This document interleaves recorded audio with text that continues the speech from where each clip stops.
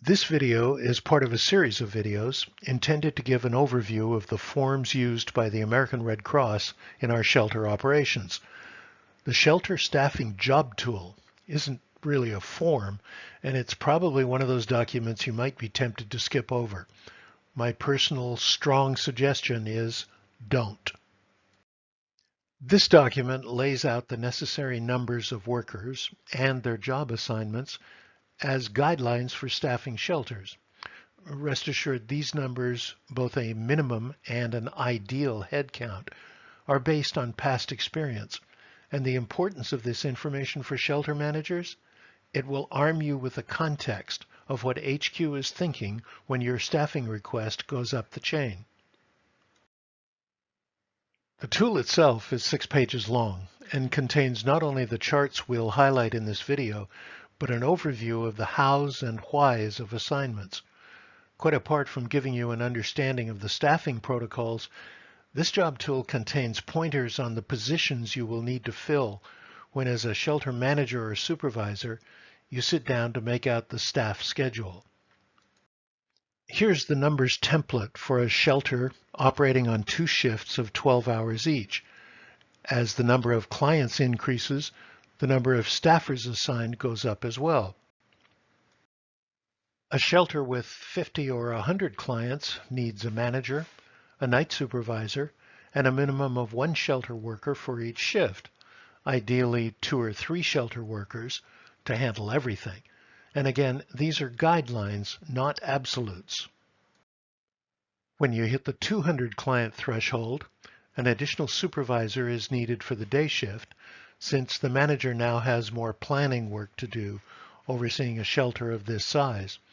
And the total number of workers goes up too, a minimum of 8 Red Cross staffers and an ideal total of 15 staffers in each case.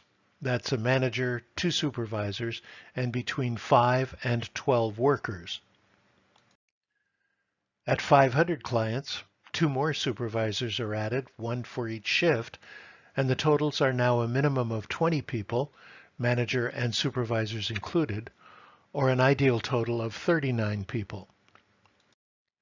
For a staff shelter, 1 manager and 1 or 2 night workers are assigned to handle everything, since this will mainly be a dormitory operation. Here's a chart that will help you with the functions and duties to which you must assign workers. The top half is the minimum staffing for a 2-shift shelter. The bottom half is the ideal staffing.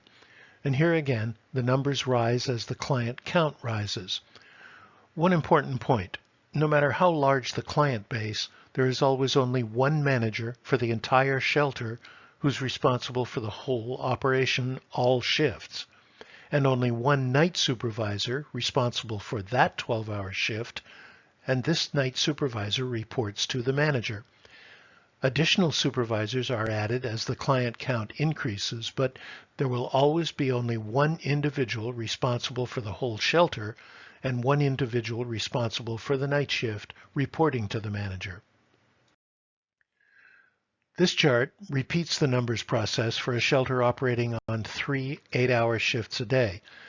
Again, the number of supervisors and workers increases as the number of clients goes up, but still only 1 manager and only 1 supervisor in charge of each shift.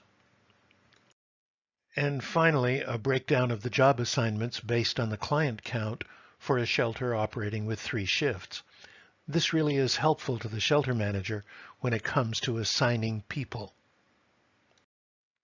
Hopefully you can see now why this is such a useful document for a shelter manager. These suggested numbers will give you a feeling for whether your staffing request will be approved or not, and therefore arm you with an understanding of just how you should request more people. As was pointed out at the beginning, these are the staffing department guidelines. The Red Cross does understand that specific shelters may have unique needs.